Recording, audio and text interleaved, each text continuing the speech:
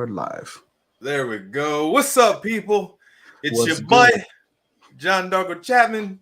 How's it going? I never know if I'm pointing in the right direction. Nah, man, I'm over. Yeah, hold up now. Yeah, it's weird. It's mirrored. Yeah, there we go. I mean, it's your boy, that guy.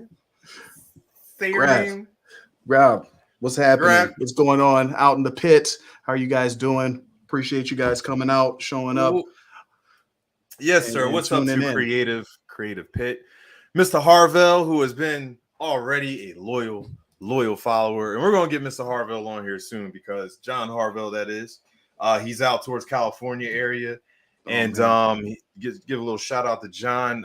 John's been real big into film, which is definitely why I'm probably going to have him on and have a conversation because film is a whole nother beast that I am very familiar with.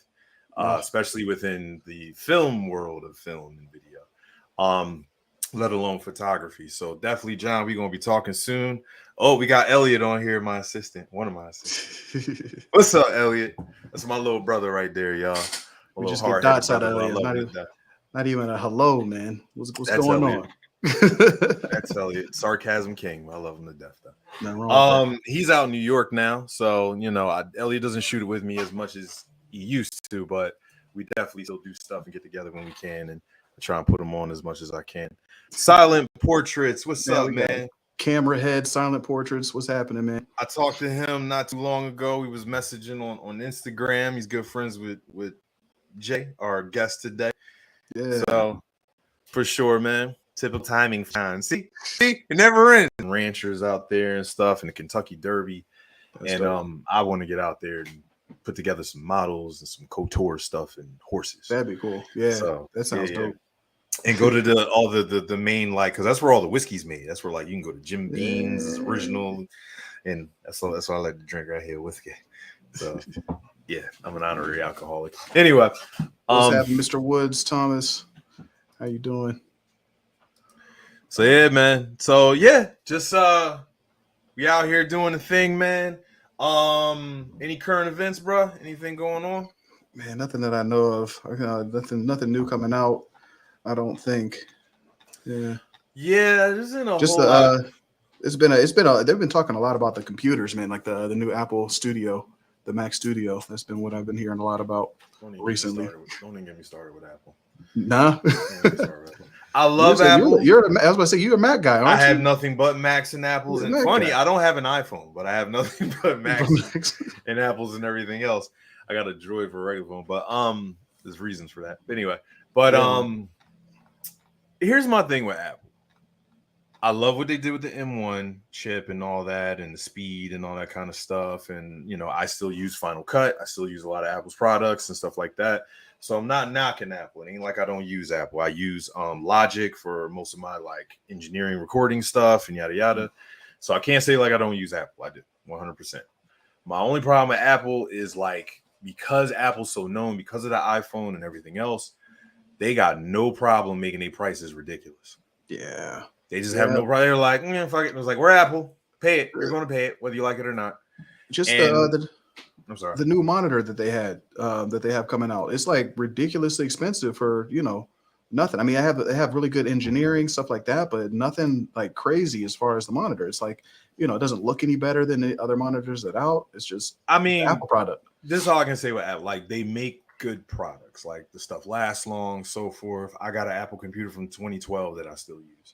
So I'm not saying like Apple doesn't make good products and Apple isn't Apple. One thing about Apple, you buy other, PC software, whatever. A lot of times you're getting a lot of different manufacturers in one.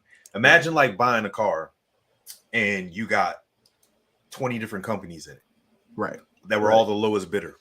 Right. Yeah. I mean, 9 times out of 10, it ain't going to be a good car. Right. Compared to, Ferrari and everything is handmade by Ferrari. It's kind of how Apple is. Apple's got some stuff in there that isn't fully Apple. Don't get me wrong. Sure. But it's a little bit better as far as computers go, as far as like a lot of things that are made in it are Apple.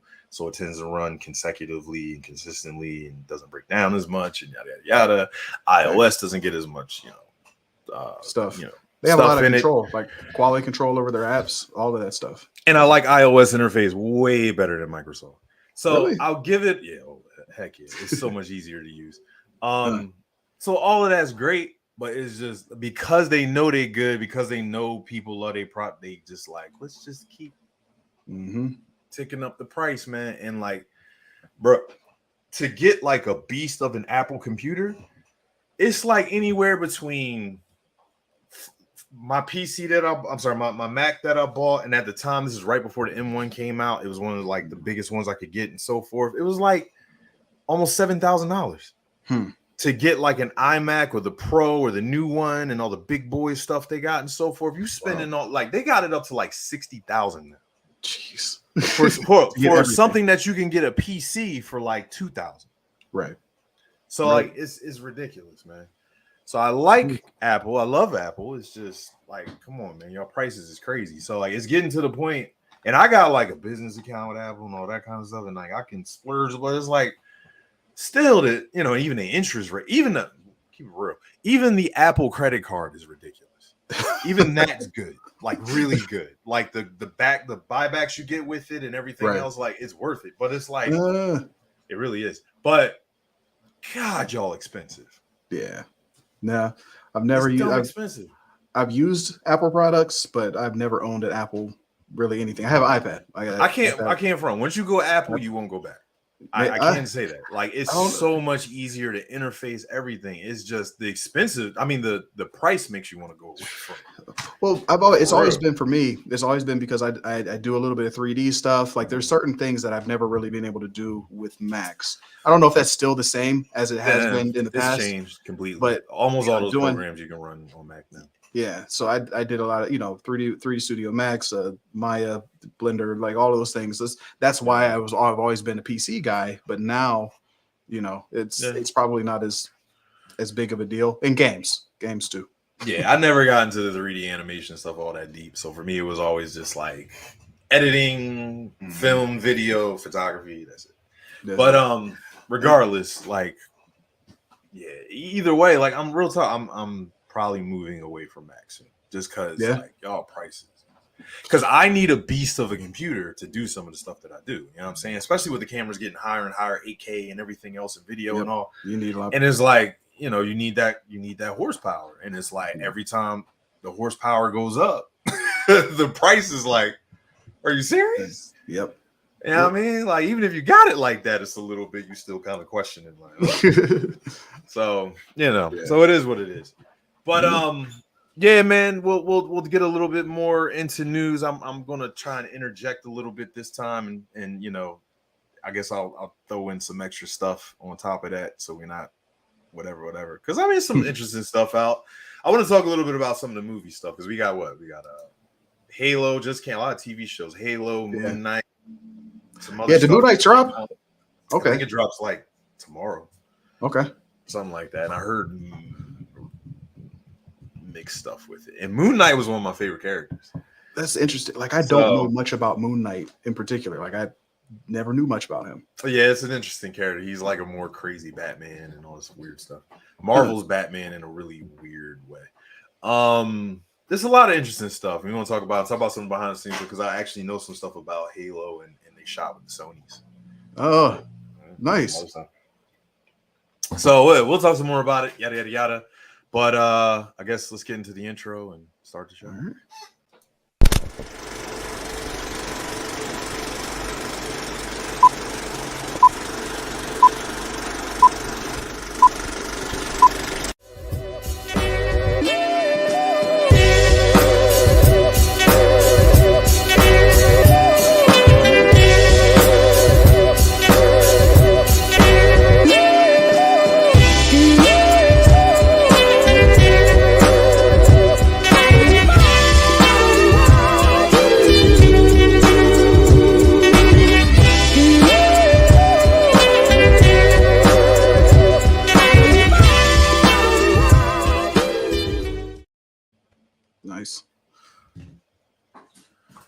So, without further ado, we got our special guest today, Mr. You can take it away, Rob. All right, this is Ray Alvarez. He is a fantastic photographer. Him and his wife are a dope team. Like his wife models, does makeup, and he's a photographer. And the stuff that they put together is just ridiculously.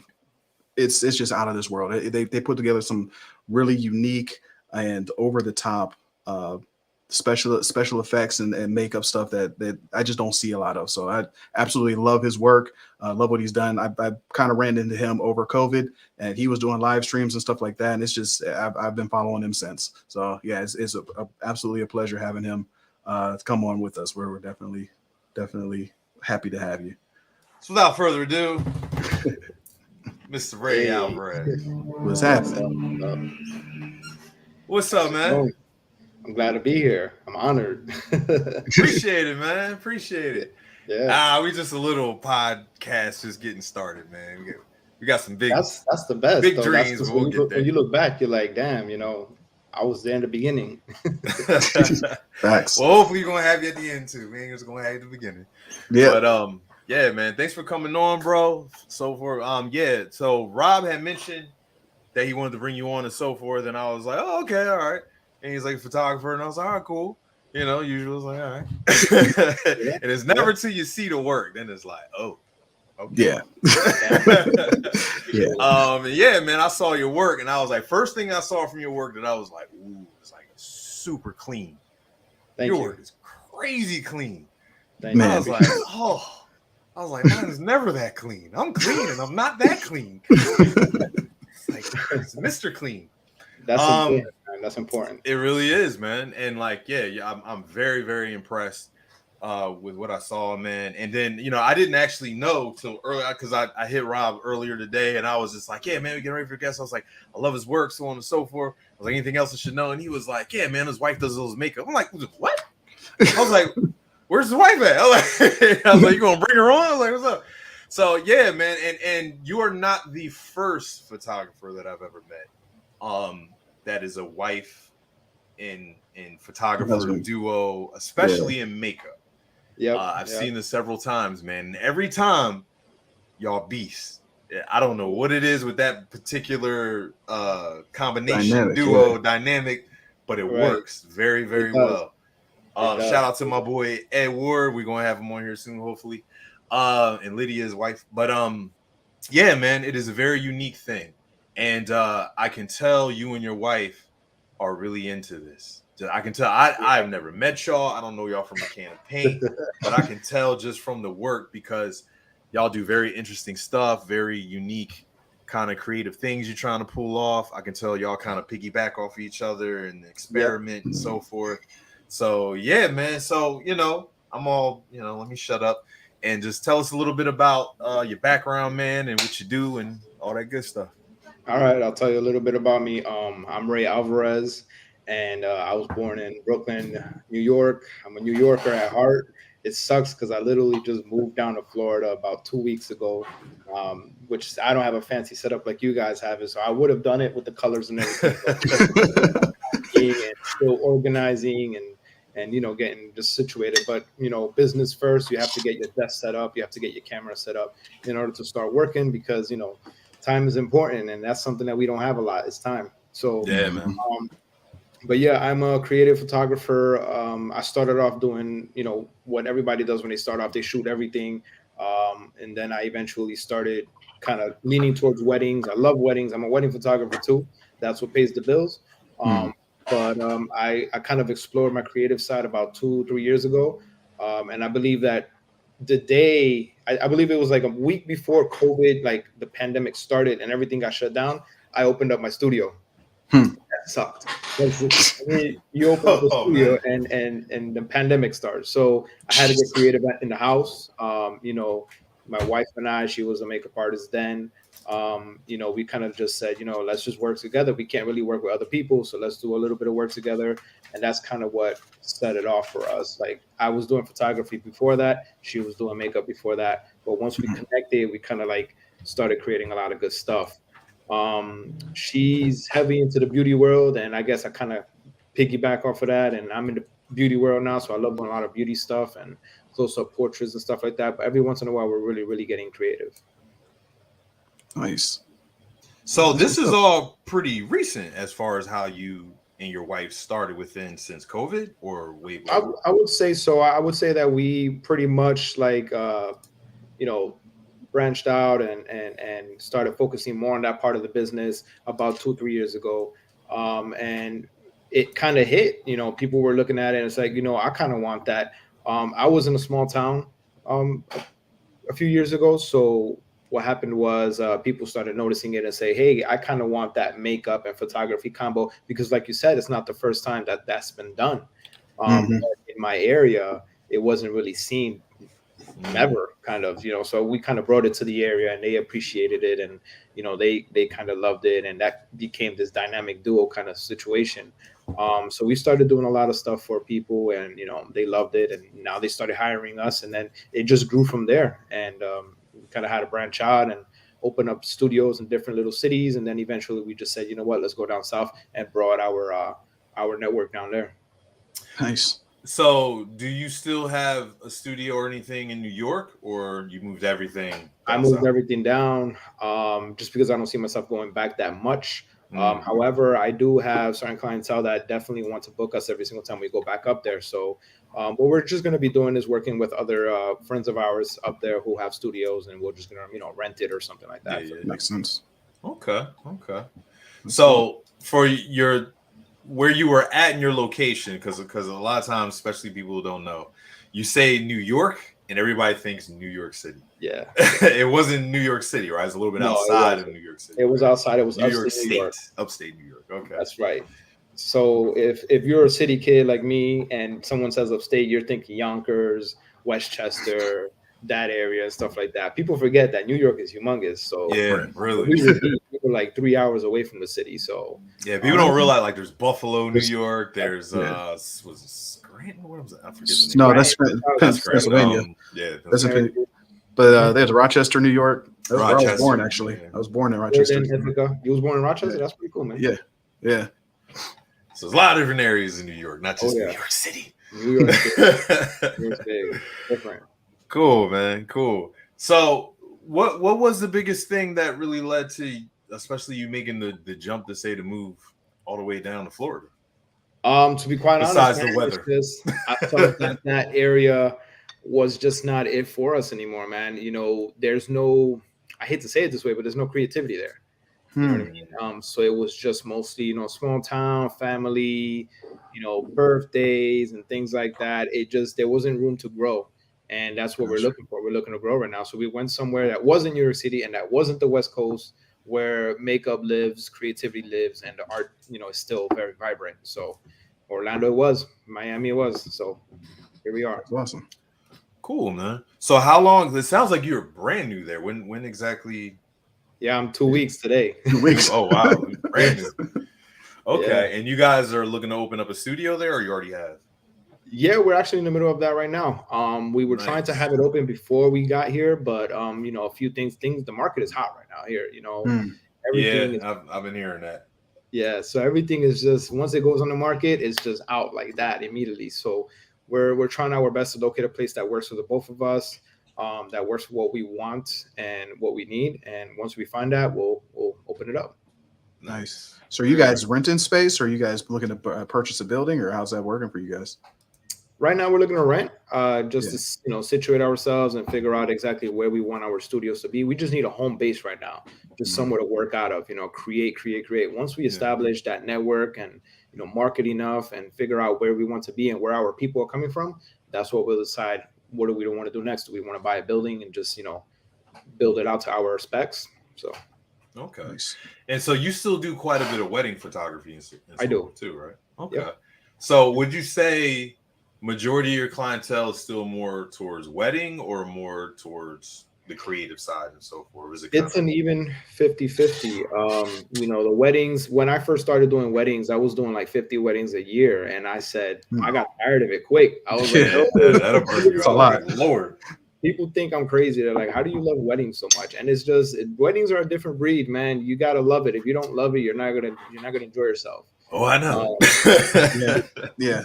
So eventually I started limiting that number, started lowering it down, not shooting as many weddings throughout the year so I don't drive myself crazy and don't burn myself out, because burnout is real. Very important to remember that for every photographer and creative. So when I'm not shooting weddings, I'm at the studio either with my wife creating or with our clients and creating different looks. That's what's up. Cool, man. Cool. Yeah. So oops, sorry, go ahead, bro. I was gonna say, so as far as with you guys creativity, it's a really unique style.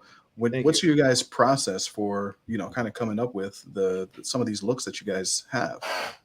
So mostly for her stuff, let's just say, for example, for Kay, which is my wife, the makeup Mm, artist, and I feel like it's either most of the time she's like, hey, I have an idea.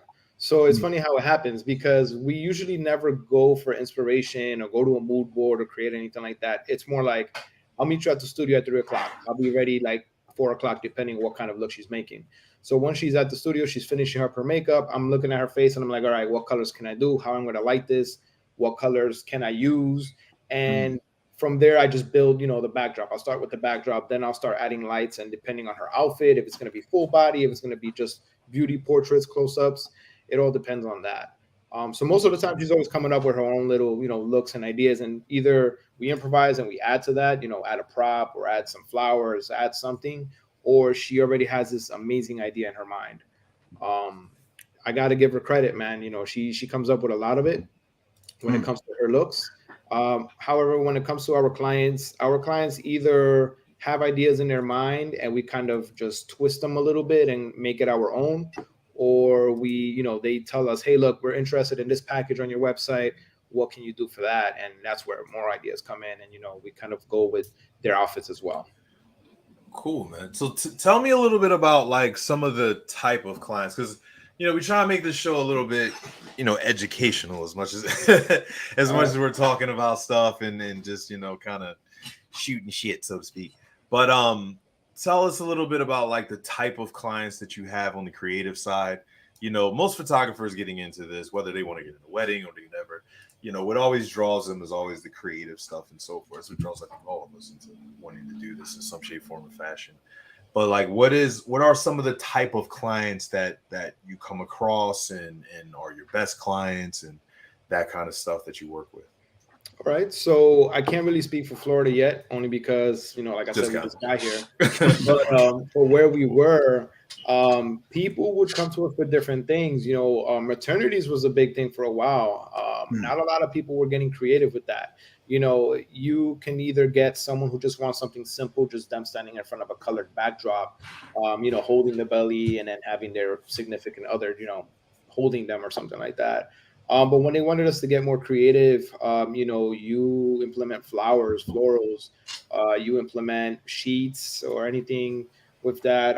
There's also a lot of times where they already have these ideas kind of in their mind. So they're like, hey, look, I saw this going viral for maternity. Can we do something similar or can we do this exact same idea? One of the things about us is we like to be unique. We like to be different. I don't mind kind of doing something similar to what has already been posted out there. But we try to switch it up sometimes, whether it comes to colors or lighting, anything like that. Maternity clients was one thing. A lot of people also wanted to be, I don't know for what reason, they find it very important to be published with these indie magazines. So what we would have is a lot of the models who were local to us. They didn't want to shoot booty anymore. They didn't just want to shoot nude or partially nude. They wanted to get a little bit more creative. They figured that that's what things, things that are becoming relevant is becoming creative and using colors and using lighting and messing with the light and shaping it out. So they kind of wanted to do that. Yeah, perfect example. So this right here, if you want, I can explain how we created this one here. Yeah, tell us about it. So this is Kay, my wife. She was thinking about a Valentine's Day look, and we shot this in January, um, and we gave it some time before we released it on Valentine's Day. And Mm. the way it worked was she knew that she wanted to use the veil, the red veil there, and she also wanted to do the hearts on her lips. The the tears was an afterthought. Mm. So, and the wig was actually chosen the day of the shoot. So that usually comes last. She doesn't know what hair she's wearing until she's done with her makeup, unless she already has it pre-planned. But the tears came in because, in my opinion, I felt like, all right, hearts, they're just common. Everybody does hearts. Everybody does roses. Everybody does red for Valentine's Day. Let's do something different.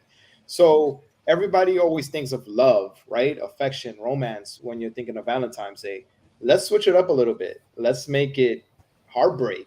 Let's Hmm. make it sad. Let's make it so you just think bloody tears. And I was like, whatever, let's go with that. So when I said, look, make yourself look like you're crying, and I told her, go with black. Go with black, like mascara dripping all over your face. And she went with this. She just came out with the red, and she added some like rhinestones at the end of it. And I said, wow, that's it right there.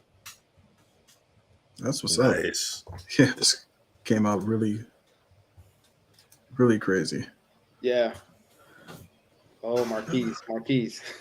Yeah, one thing I had to say, like I said before, dude, your stuff is just super clean. Yeah. So break it down to what do you shoot with? What are some of the lighting setups, the Mhm. brands, all that kind of stuff that you work with? All right. So I'm not a brand fanboy. I just shoot Nikon, and I shoot Nikon because I started with Nikon. I'm not gonna say Nikon's the best. I don't know. I never shot with Sony. I never shot with Canon, so I can't tell you. But yeah, so since I've invested my time and my money into Nikon, I just kept shooting with it. I am using a mixture of a Nikon Z6 and a Nikon Z7. Okay. The new Transition- mirrorless is Yep. Nikon. Yeah. Mirrorless. I transferred to mirrorless. I would say about in September. Okay. I didn't want to. My wife actually gifted me one, and then I ended up buying another one. Nice. She did it for my weddings, and I started using it for the weddings, and I hate it. It's just, I don't know, man. I can't tell you what it is. It's neat, but for some reason, and you might think I'm crazy, I just feel like it's just a tiny bit slower than my usual, and I work fast. Really?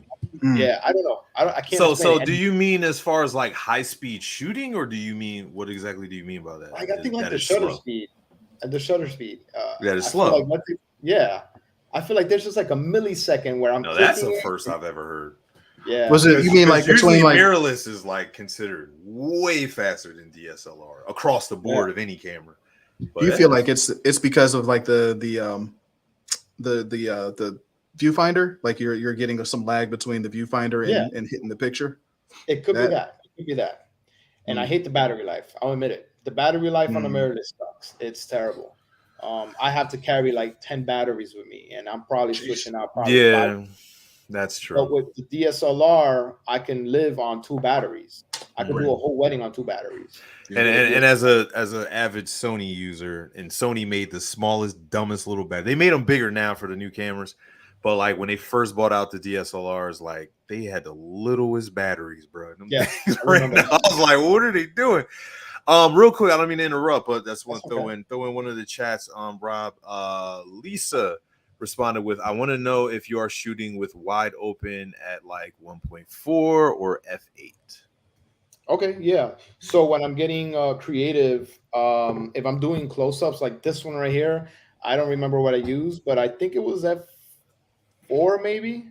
I try to get a little bit more higher there because I want to capture details. I want to get, like you said, that clean stuff. I want to get some details. I want to make sure the skin pores are there, so that way when I go into editing and retouching, I can get those and not everything is blurry.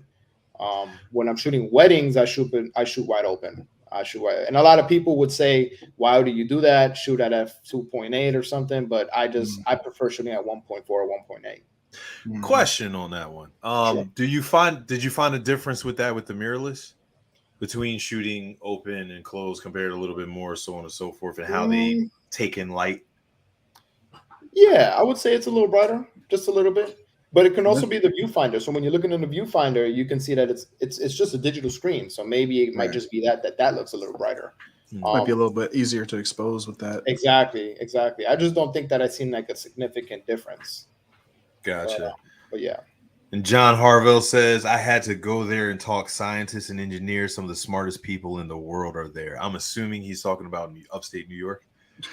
Yeah. There's Binghamton University. There is Cornell University. Is huge. Oh, wow. There's a lot of scientists there, a lot of doctors and researchers there as well. So there's a lot of universities around that area. Ithaca. So. Yeah. Okay. Finding out new ways to kill us all. Did I say that out loud? I'm sorry. But cool, man. That's really cool. So I'm curious. So you shoot with Nikon, you switched over to mirrorless. It's pretty normal and so forth. What do you think of the Nikon? What's the new one, Rob? The Z9? The Yeah, Z9. Whatever it's called. Yeah. I would like. I can't front. So to give you a little background, I used to shoot with Nikon. I was back in the day, Nikon 800, 850E, all that kind of stuff. It was a 750, all that kind of. I shot with Nikon for quite some time. So Nikon was all my photography, and Sony and Red and some other stuff was all my video and film and all that kind of stuff. Gotcha. And I got very comfortable with Nikon, and I still love Nikon's color ratio sometimes compared to even other cameras to this day. But eventually, I just was like, I'm switching all to Sony just because I already had Sony in video and so forth. And it was like switching back and forth. It doesn't make sense. I need to stick with one. And this is video and photography. So I went to Sony. But I'm just curious. Like, once I saw the specs and just all the interesting stuff with the Z9 as their new flagship camera, flagship. I was like, huh. Okay. Right. And then the more and more people kept telling me more and more about it. Shout out to Josh and some other people. I was like, oh. And Sony's got its own flagship with the what is it? The R1, I think it is, or the R. No, the R9. That's the R1. That's Canon. Canon has R1, or well, they have the R1. The S1 or something like that. Yeah. Sony's got his own flagship that's like freaking $10,000 as well. So. Yeah. But when I saw the Z9, I was like, ooh. I want to get my hands on it. I'm not gonna lie. Yeah, it looks impressive, man. I have yet to actually use it or test it or anything like that. It's just right now, like I'm all right with the camera bodies I got. You know what I mean? So I'm just gonna wait a little bit because they are expensive, but because I always like to have two, and I like to have two of the same bodies. So we'll see. The time, time will tell. Maybe next year. Gotcha. Now I see you shoot a lot of portrait, a lot of headshots, a lot of headshot editorials, and so forth, especially because what your wife does. What is like your go-to lens? What's like your main lens? My go-to, my favorite, my nifty 50. I got my 50 millimeter that's been with me since day one. That is my go-to. I was not expecting to hear that. I was expecting like an 85 or a nope 50. Nope. It was a 50 millimeter, and my wife got me. Yeah, she buys me a lot of my equipment too. My wife got me an 85. I would say about 3 years ago. I need a wife or a girlfriend to buy me. But yeah. So my nifty 50. That's awesome. She got me the 85 about 3 years ago, for my birthday, and I have to force myself to use it. And I'm using it more now than more now than ever, because it's essential and it's good for portraits.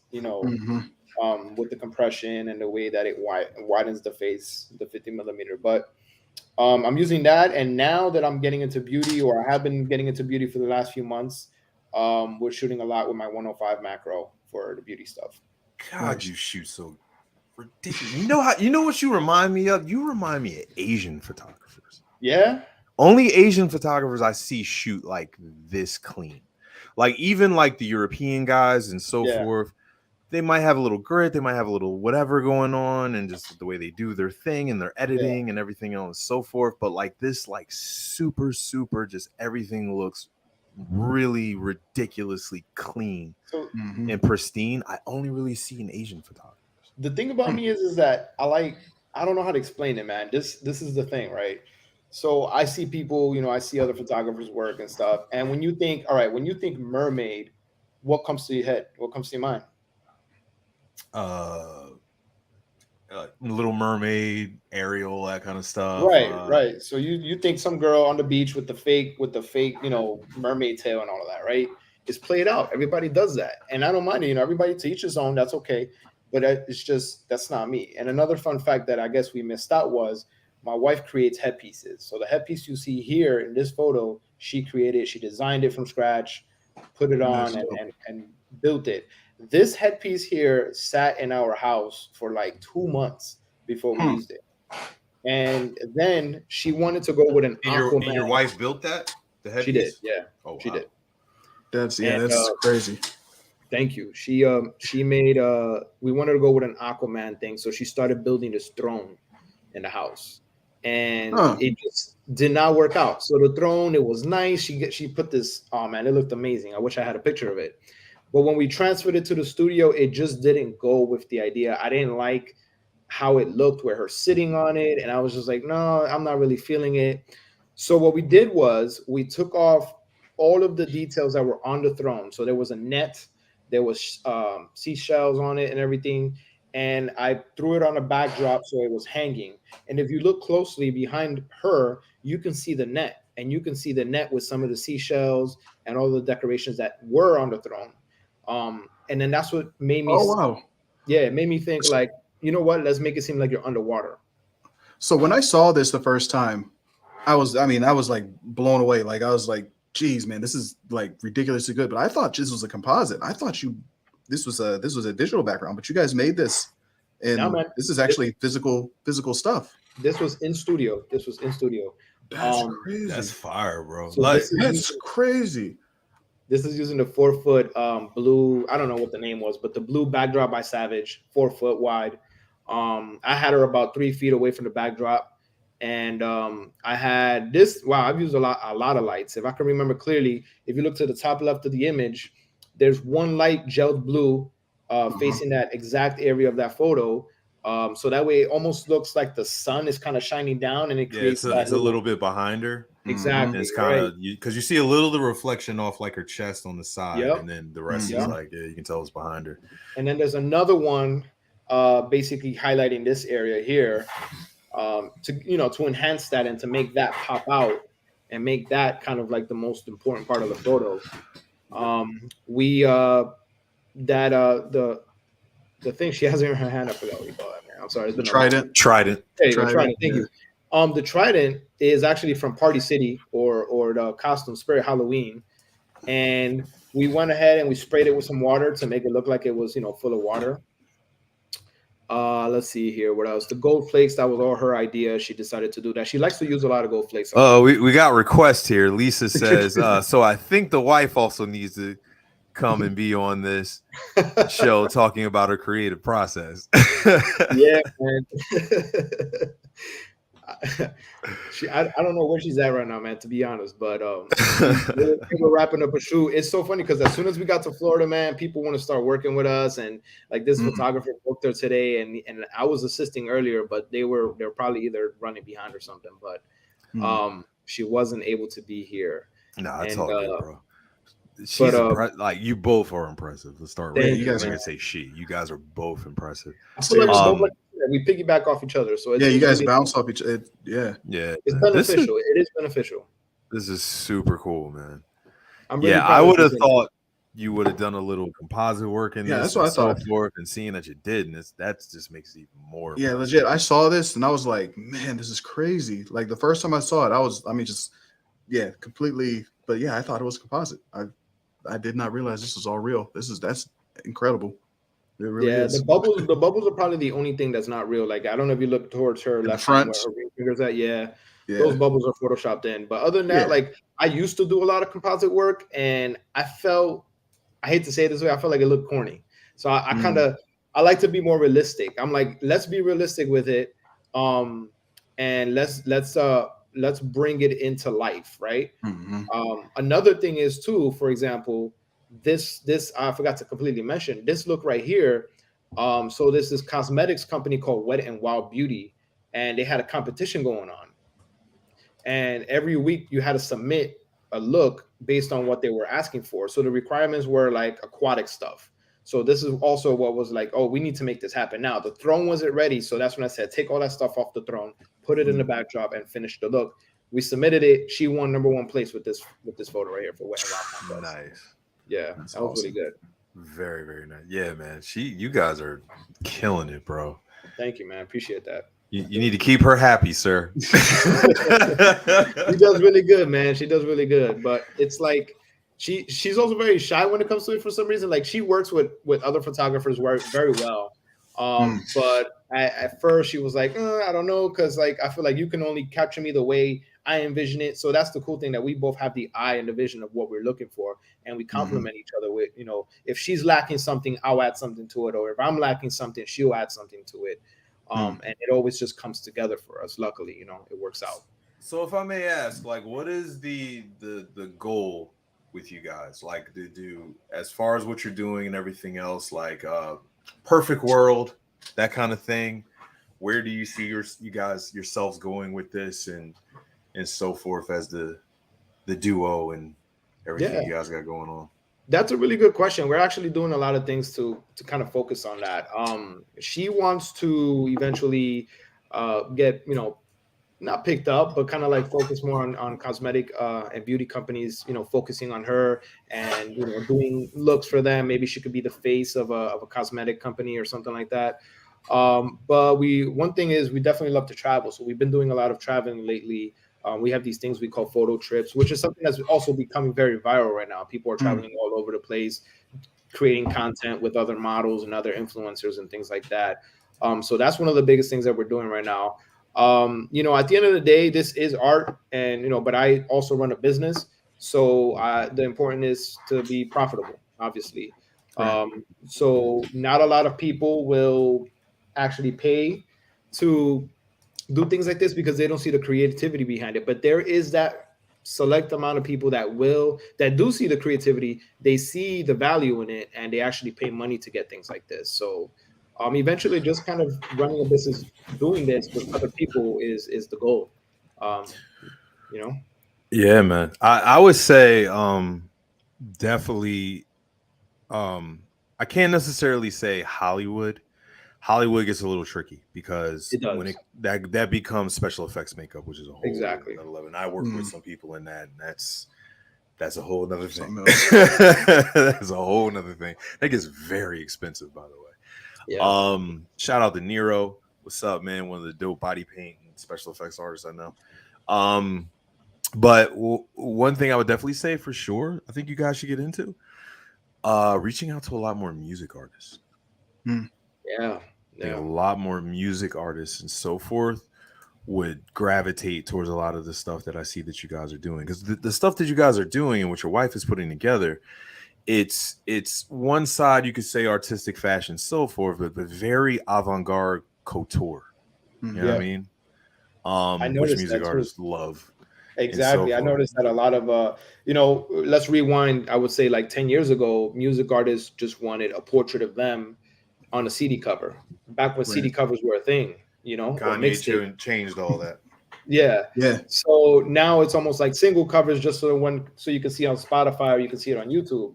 And a lot of people go hard with those pictures now, and they're getting more creative as they go. Like you look at these new artists and you see, wow, like where did they come up with these ideas and things like that. And shout out to Silent Portraits. That's my guy Brian right there.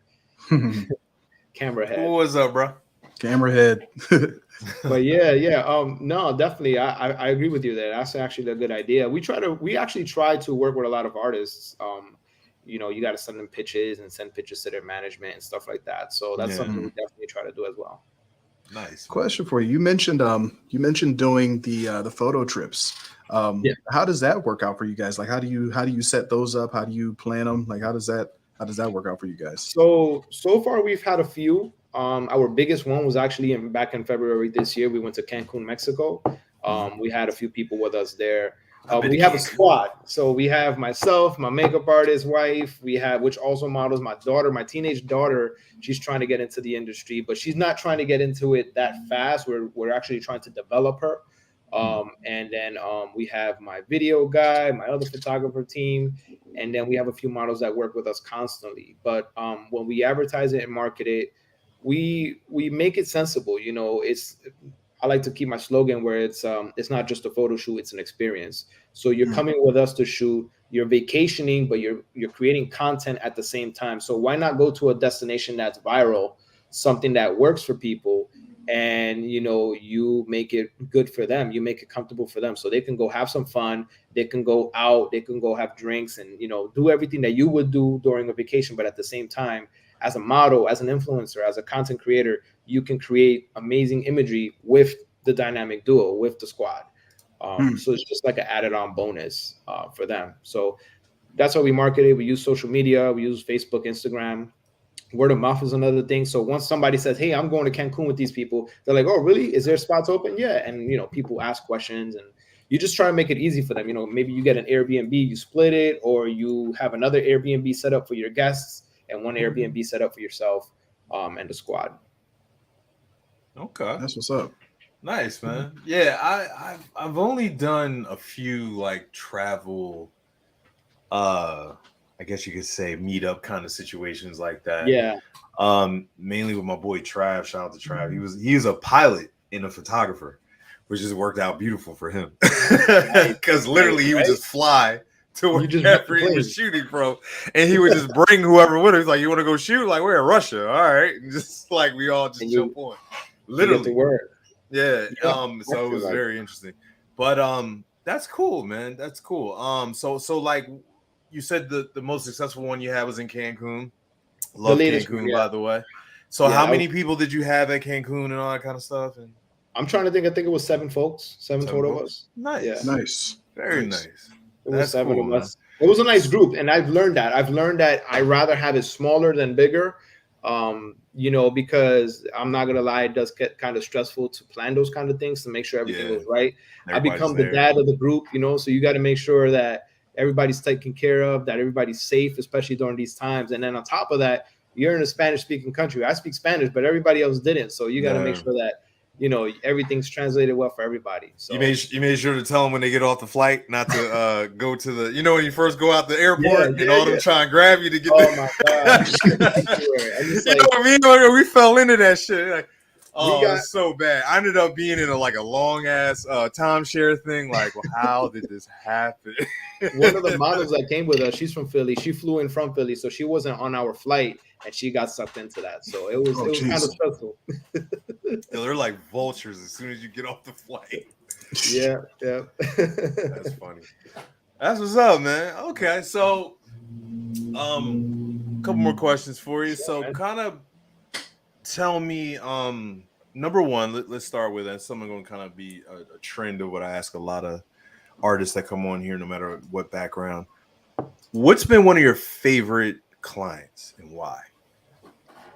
All right, elaborate a little bit. So what client do you feel, you just has been one of your best clients to work with, whether it's because they're just constantly repeating or they push you creatively or whatever it may be? All right, man. This is going to sound weird, but she's not a client. She's not paying, but I'm going to just say my wife, man. She's got to be. Fair enough. It's right there.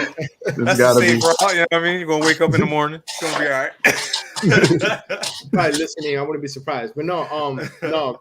I say that because she actually, there's times, and I'm pretty sure maybe you guys have been there before, but sometimes you do kind of get that question like, should I keep doing this? Should I quit? Am I burnt out? And you kind of like run out of ideas, you run out of creativity, and you're like, what do I do next? And then, like I said earlier, we kind of push each other. So there's times that I'm feeling down and out, and I'm like, I don't know. She's like, let's create, let's do this, let's shoot.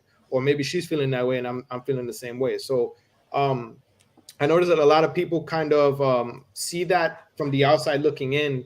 They're like, wow, you're lucky you have a model and a makeup artist in your household. Mm-hmm. You can just shoot whenever you want. And you know what? They're right. I've been blessed. I've been taken care of, and I'm kind of in a good place there. I'm a little spoiled, so I get to have the makeup artist and the model at the same time, and we can create whatever we want to create.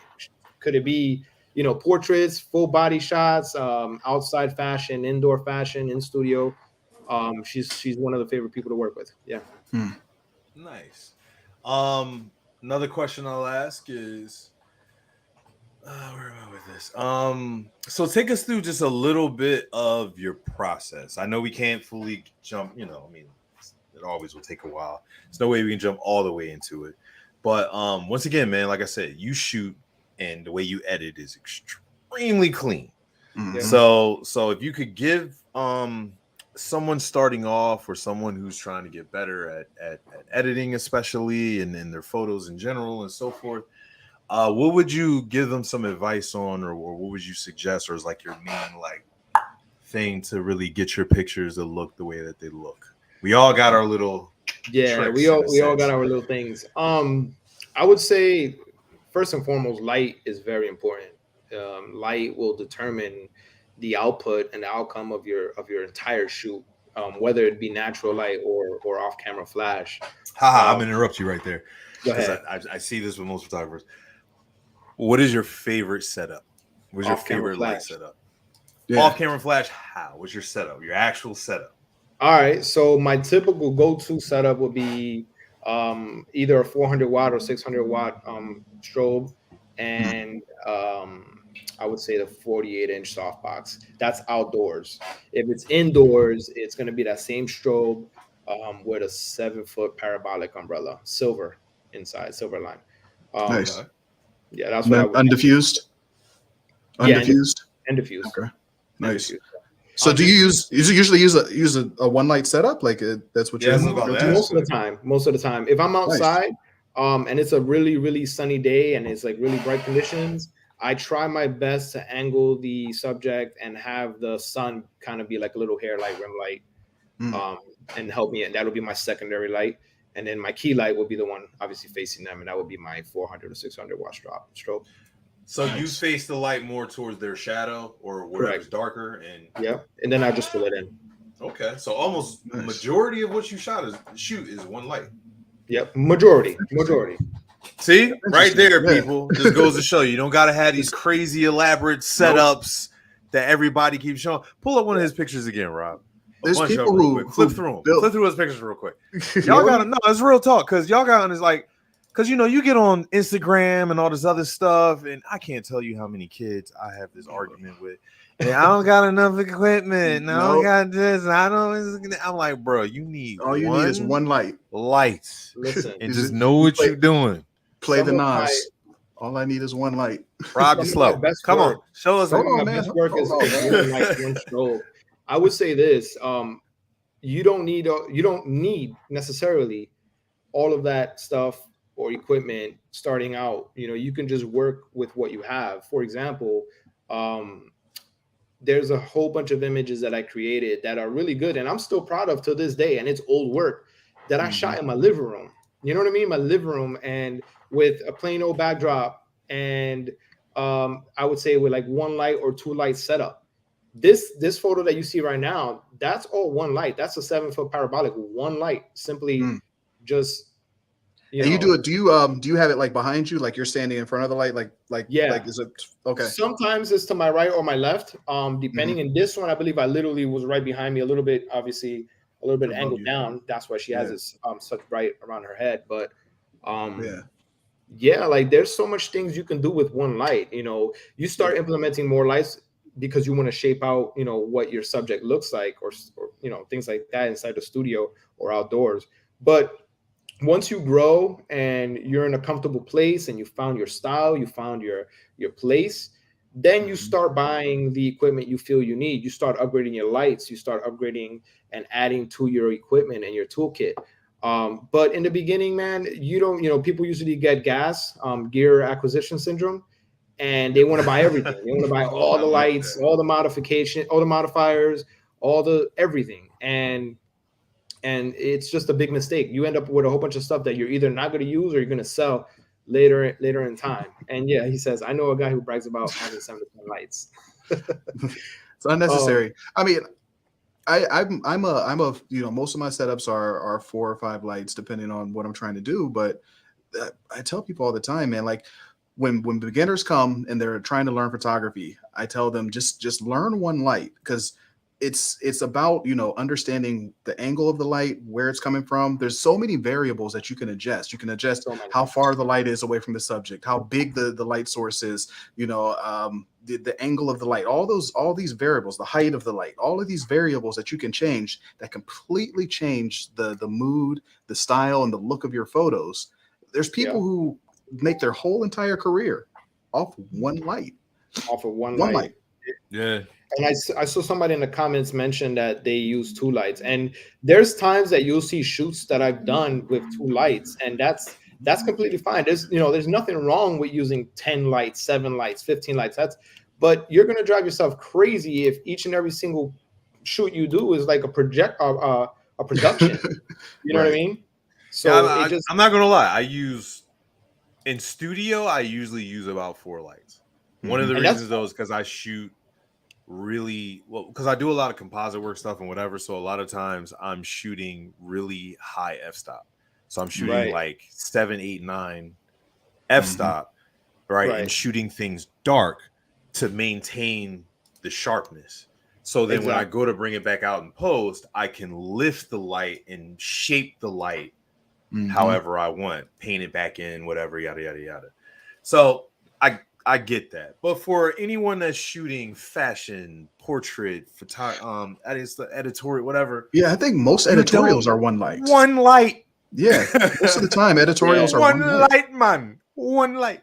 This one here would have been one light. The only reason that I used Yeah, I see two the back filler. Yeah. Mm-hmm. was that I kind of wanted it to kind of come out and haze up the picture a little bit in the bottom for that reason. That It blue, did yeah. exactly what I wanted it to do. I think I just sent you a link there. If you want to pull that photo up for me, because I don't think I could. Yeah, I got you. Yeah. And I'll actually talk about that one a little bit. Yeah, Rob's a little stingy with the StreamYard. So another story. I'm not you. Don't get me started. Hold up. I'm only saying that because but for this some is actually- reason I still can't access my Instagram. See, a lot of things Right. too. A lot of people who just start out, they're like, "Oh, I want a studio. I want a studio. I need a studio." Man, you save don't. your money. Save your Yeah. money. Shoot at home for now. Once you feel you got that clientele, you're building yourself out, then you can go ahead and get that studio, or you can rent. There's so many people with studios nowadays that you can just rent it and incorporate it into your costs.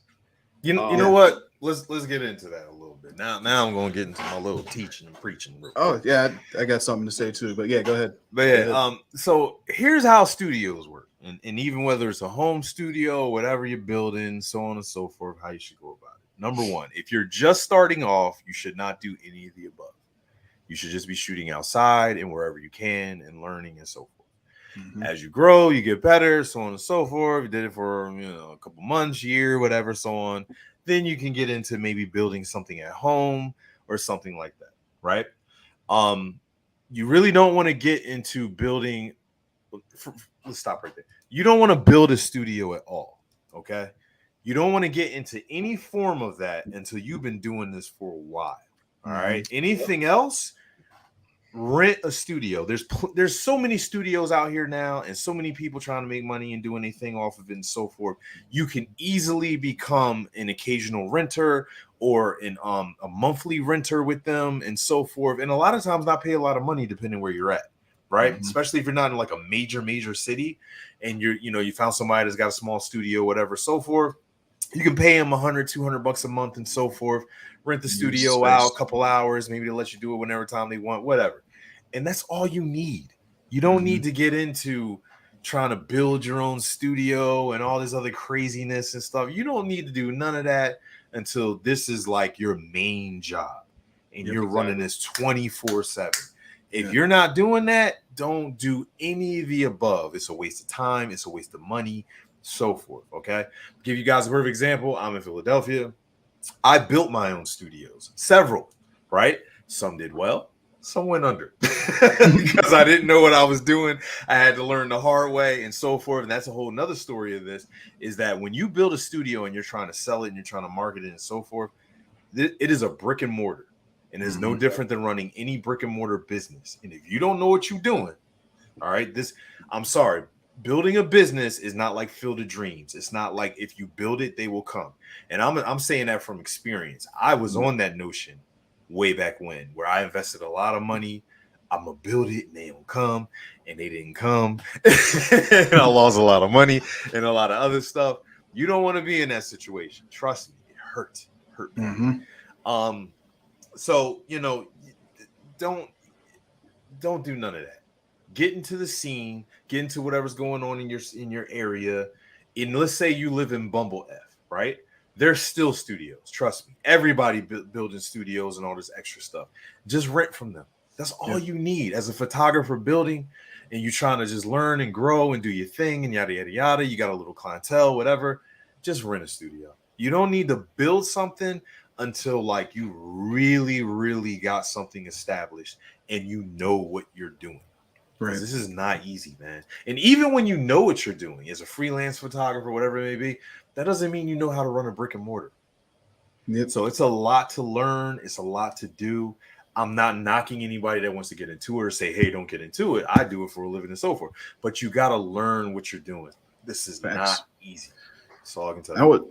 I would say for most people as well, and I wish I would have known this before I got a studio, it would probably benefit you more to buy a truck and put your stuff in a truck so you can be mobile and use that as your studio, because you can go to locations and you can wrap your truck and there's so much more that you could do with the vehicle in most cases than you could with a studio, because a lot of times, if you're doing commercial photography or things like that, people don't want to come to a studio. They'd rather be able to, it's better for you to be able to go to them. It's a better resource for you to be able to go to them. So yeah, I definitely agree. Studio ownership and running a studio is not easy. It's not like a simple thing to do at all. Hold on. I'm seeing Miss K. Alvarez. Majority of our career was creating around my house. I promise. Don't be sneaking up on here. She need to join this. She need to jump on. Where's she at? Can we send her a link or I'll send her a link. Yeah, send a link.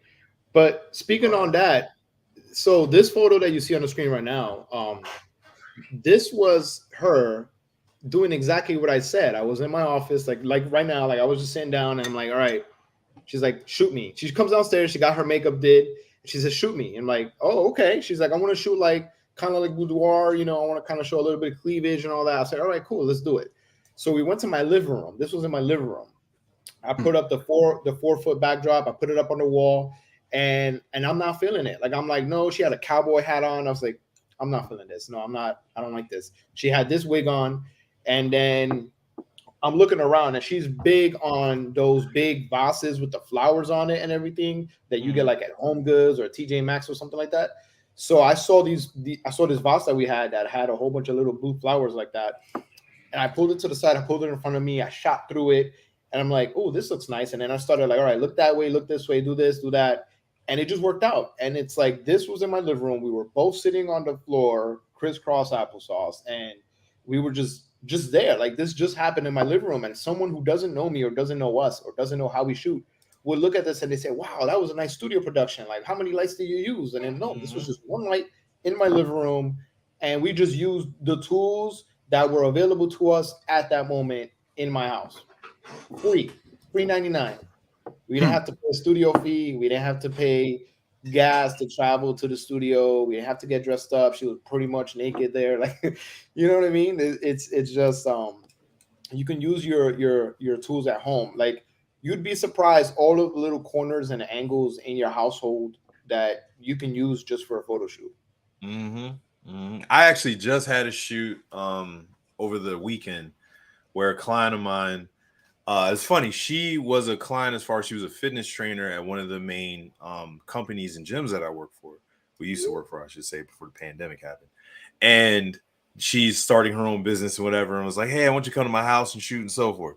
And I became so perplexed because I'm so used to shooting like in a main facility gym and all this other kind of stuff. And now I got to take her home and try and figure out a way to make this fitness, you know what I'm saying, and make it work and so forth. And we worked it out and so forth. But like for a second, I was really stumped. Like, hold on, hold on a second. Oh shit. And I had to really figure it out. But yeah, man, like it just goes to show, man, for all you guys watching, like you don't need a lot to make this stuff happen, man. Like you just not at all. You'd be surprised how much stuff people shoot. Oh, there she goes. Small situations, whatever. Oh, hey, she's right there. She goes. There we there go. She goes. Hey, Kay. What's up? I am a mess. Yeah, she's just wrapped up. I'm just getting the chair here, my little office area here in my house. But first yeah, of all, congratulations again to you guys move and all that stuff. I know you guys just got to Florida, so nice to meet you for sure. Same to you. You guys are crazy talented, man. Yeah, for sure. Thank you so much for joining us on this podcast and so forth. I can tell you've been busy and running around, so thank you so much for stopping Yeah, by. it's been fun, for sure. You're welcome. I wanted to show you that. I want to talk a little bit about that picture that you had just pulled up. It was All right. so speaking to to the choir here, like talking to people who are just starting out. Like one of the big things that we kind of gave ourselves was whether or not we're in a studio setting or not, we are going to make it work. We're going to make it happen. So, for example, That's a funny one. 2009, 2018. The ball was dropping, and typically if you're in New York, you're either watching it on TV or you're going to Times Square to the ball drop. But because we were in upstate New York and it was cold and we weren't going to the city, we were literally shooting something and I don't remember where that photo is, but we were shooting right when the ball was dropping, and that's what we preached. We said, starting this minute, we're going to make sure that we create whenever and however, no matter how, we make it happen, and it's just been like that since that day. So with that being said, for example, this one right here, this picture, which personally I'm really proud of. I know she loves it, but I'm really proud of this image for many reasons.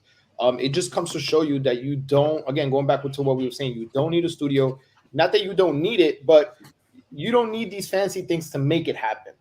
Eventually, for comfort and convenience and for clientele, you obviously want to get a studio or a place of business, but you don't necessarily need it to create fantastic stuff like this.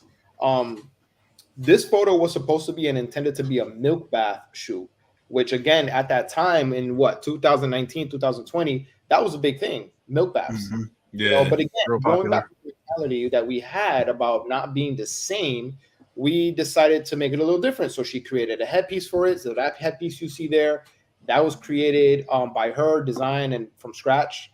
I don't know, did you design that outfit or was that custom made in China or something like that for you? So she worked with these Asian folks in China to design and create this outfit for her. They shipped it to her. She had it in storage for a while, and then it just worked out that she said, I'm creating this blue headpiece for this look, and then she made bluish makeup for it.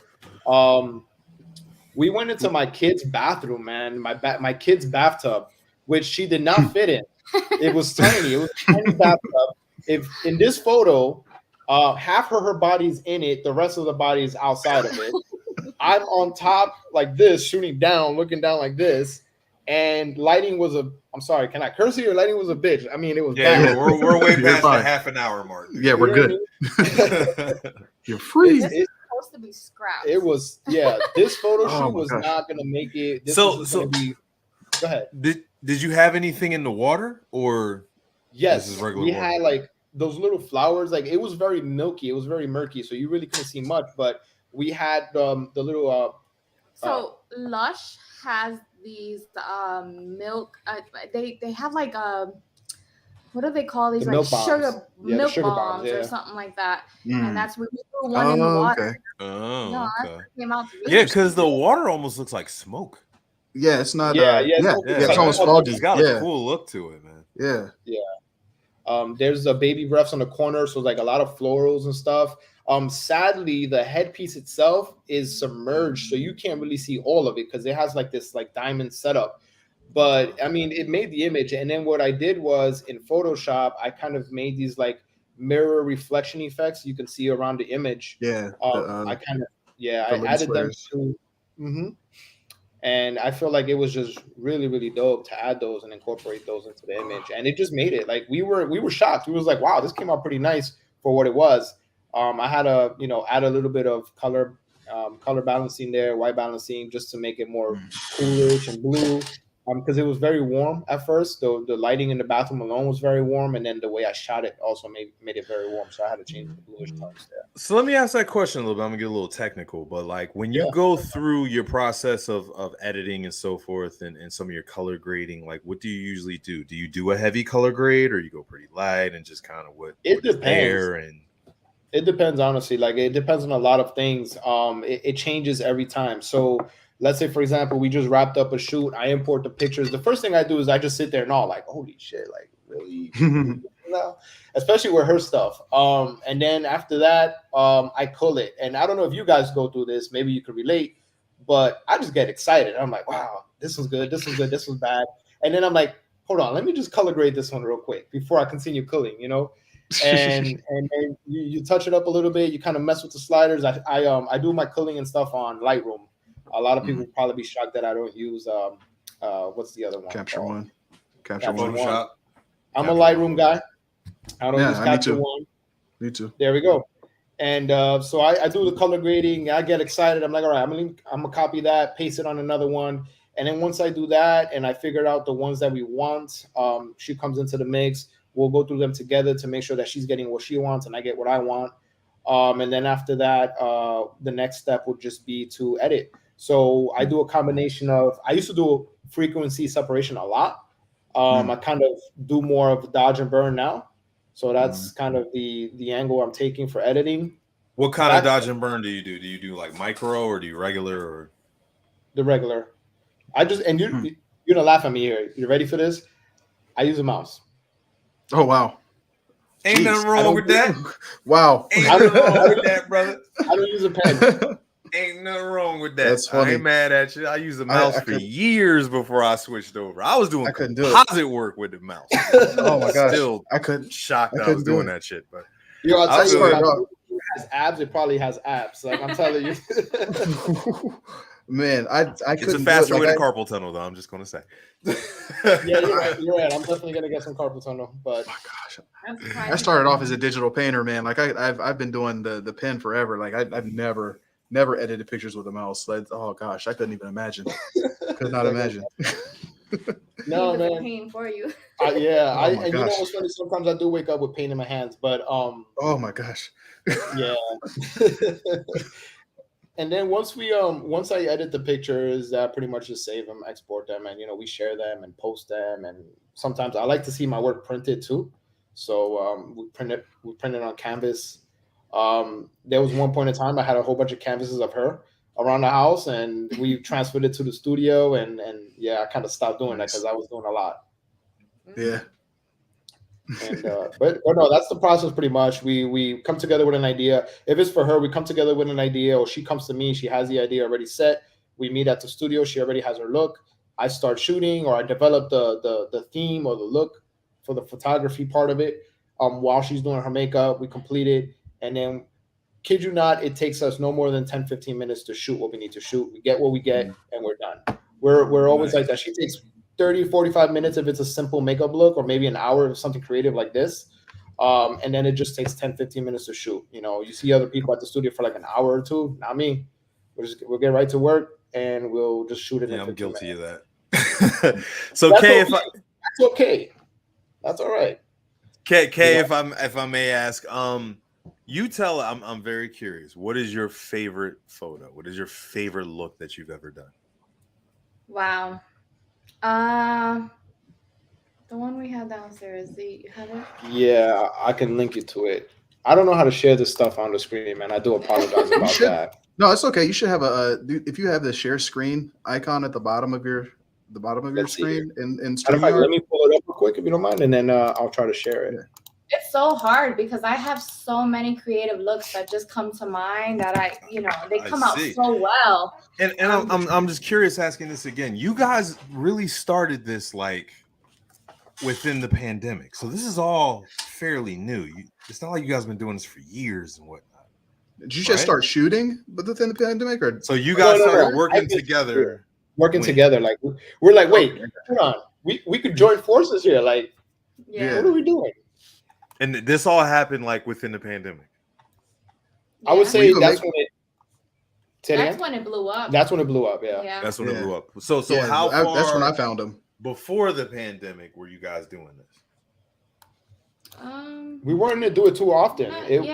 I mean, I was doing makeup and he was doing photos, but not together. Nothing like what we're doing now. See, the thing was, y'all didn't form like Voltron until the pandemic.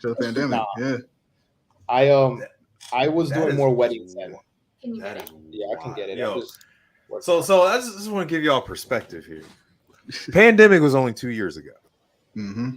So 2 years ago, they creating what they create. Pull up something. Robert, you're slow. Pull up. Only 2 years. and they've been creating this. That's wild. Mm-hmm. So I don't know if you can see it. Do I just extend it? So Can you if see you it? click on share, you should be able to click share screen at the bottom of StreamYard. Yeah. And then it should tell me that you're going to share your screen. Hold on. So you see those little blocks underneath that shows like us talking mute to camera each other, settings. Yeah. Robert, send them the picture. See, this is the same problem I have. I got you. Okay, I see it now. There you go. How about that? There we go. There we go. So that's your favorite? That's a favorite. Wow. That's nice. This one, we got this one hanging downstairs in the living room, like real big. I'm talking about like, I think 36 by 50 something. Jeez, that's dope. And so if anybody knows me, they know I love color. Color is everything to me. That's part of who I am. So I think that's why this one speaks to me so much, because it's just a whole bunch of pops of colors, and just artistically, it's me, you know. Take me through, like, what is your process for making these headdresses that you do? It is weird, but I just sometimes I'm in the middle of sleep and I'll like wake up out of my sleep and I'm like, "Hey Ray, you're up?" And he's like, "No." And I'm just like, "I have an idea." He's like, "Well, write it down." And I'm like, "But I have to do it now, because if not, I'm gonna like, it's not gonna come out right." Like, I'll get up in the middle of the sleep and just start putting stuff together. Sometimes it's just, you know, spare the moment. Maybe I'm taking a shower. Maybe I'm on the toilet. Maybe like literally it just comes out of nowhere. I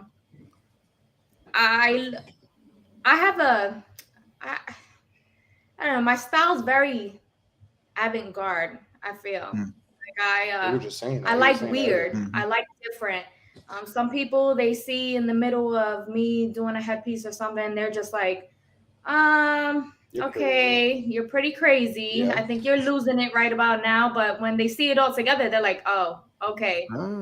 See where this is going. There was one time she came up with this Barbie concept, and we had a few visitors throughout the days that she was creating the headpiece, because there was a section in our dining room. She had another table where she would build her headpieces, and there was like little Barbie heads chopped off the Barbie bodies all over the place. And people were like, you finally lost it. Like, that's it, right? You're done, right? You're crazy now. And once it came together, she made the Barbie headpiece, which I'm actually going to try to see if I find it. But yeah, it was like, wow, like that's what you created. You gain info from a lot of other places, a lot of things. I like to use a lot of old school paintings or fantasy paintings, and you just take a little bit of everything and put it together and make it your own. So I feel like I'm a very visual person when it comes to looking at pictures and just putting things together. Yeah, Kay, I'll say shout out to Carl. Is this Carl M. Lee, Rob? I'm not sure. I just see Carl. Yeah, that was weird. I think it's Carl M. Lee, who we interviewed not too long ago. Okay. Yeah. And he put her blending lines is on point, and I want to talk about it a little bit. Kay, I definitely have to say that, and I've seen it in some of your work. One thing I've seen sometimes with makeup artists, and working with photographers and fashion and so forth, is that they however they got their schooling, however they learned their makeup, they tend to get into these really harsh lines and harsh accents and how they do their makeup, and where that looks cool, you know, whatever type of situations, it doesn't always work in photography. And a lot of times as photographers, we find ourselves having to go back going, oh God, and blend it and having to blend it in and all this extra stuff and so forth. So for any makeup artists out there and so forth, what advice would you give them working with photographers in fashion and portrait and editorial and stuff like that? And what is the difference compared to other types of makeup and so forth? So photography makeup by itself, it's a whole nother level. All right. I feel like there's a lot of trial and error when it comes to it, because we dealt with that too. When I would try to do a different style and he's just like, all right, this doesn't really show well in camera. So lots of trial and error, like learning. But I don't know, it's technique. The technique is very important. When it comes to blending out, you have to you have to realize how hard you're applying makeup to the face, and how hard you're blending. Some people don't. They're putting it on harshly, and they're putting it on a lot at a time, and yeah, it takes a lot to learn different techniques and stuff. There was a learning curve. Would you say, is there any specific thing, because I tend to meet a lot of makeup artists and so forth. Excuse me. They want to get into the fashion world. They want to get into the, photography editorial world, stuff like that. They want to shoot for Fendi, whatever, so on, right? All those kinds of dreams, like Marielle, what am I, Maybelline, all that kind of stuff, right? What advice would you give them as far as that style of makeup and what they should learn and focus on? What's most important is to stay true to yourself and stay true to your style. So my style is not like anyone else's style, and that's okay. Some of these brands won't pick me up because I don't have their style. But I'm not going to sacrifice my style to accommodate someone else's when this is my art. This is how I express myself, right? Mm-hmm. So I think everyone falls into the line of just kind of creating like everyone else. Kay's not like everyone else. So I don't want to create like everyone else. So I think that everyone needs to find their unique style and approach and technique to makeup. That's important. Nice. I agree. I 100% agree. And from everything that I'm seeing, you are very much on the right track. One thing I'm seeing from your style and same that Carl said is that your blending technique and the way that you're blending in things and so forth is on point. Like I said, one of the biggest things that I run into, I actually ran into it with a makeup artist that we had to kind of bring in last minute for a big fashion shoot that I did for a fashion designer. And she had those harsh lines and so forth because she was used to doing like weddings and stuff like that and so forth. And oh my God, it was a bit frustrating having to go back in and clean all that up and everything else. And I'm used to it, so I did it no problem. But having someone that understands that and understands the difference. And especially I've seen in these photographer and makeup artist couple duos, I've met a few in my day. One of my business partners is in that situation. His wife is a makeup artist and they duo and do their thing. And I love working with her more than anyone else. And I try and bring her in as much as I can. She's extremely busy. It turns me down a lot of times. But as much as I can, I try and bring her in compared to other makeup artists because I know she knows what to do. I know, like, I don't have to worry about it. I don't got to sit back and go, hey, I know you learned to make the line on her cheek, but that don't work for photography. So there was definitely a learning curve too, where like with the whole lining thing you're talking about. I know in the beginning, I wasn't used to, when I was editing, I wasn't used to certain techniques she would apply in makeup. So those things we kind of learned hand in hand in the beginning, where it was like, all right, let's not do this. Let's stay away from this. So she kind of started to learn how to apply makeup that's camera friendly to make the photographer's life easier. And also that it matches up with the lighting, because let's not forget, I bet you a lot of people wouldn't know this, but makeup artist wise, she uses products that don't have, what was it that you called? SPF. So SPF products similar to what sun tanning and sunscreen stuff is. Right. Because that creates a flashback. So whenever you see somebody's face that looks lighter than what their natural skin tone is supposed to look like, it's because most likely either the makeup artist didn't match the foundation. Is that right? Concealer foundation, or they're using a product that contains SPF, which makes them look brighter when the flash hits their face. Look at you. Interesting. I didn't know that's I'm so proud of you. That's what the show is for, there, boy. Very good. I'll add a little teaching moment to that too. Two techniques that I see that makeup artists do that are great for real life kind of situations, but are not good for photography and video and all that kind of stuff, is once again the harsh cheekbone slices, as I call them, that they do. And the other is like the contouring and the slice. It doesn't work for photography so much. And the other one is the nose contouring I see in the light that we'll do in the nose sometimes.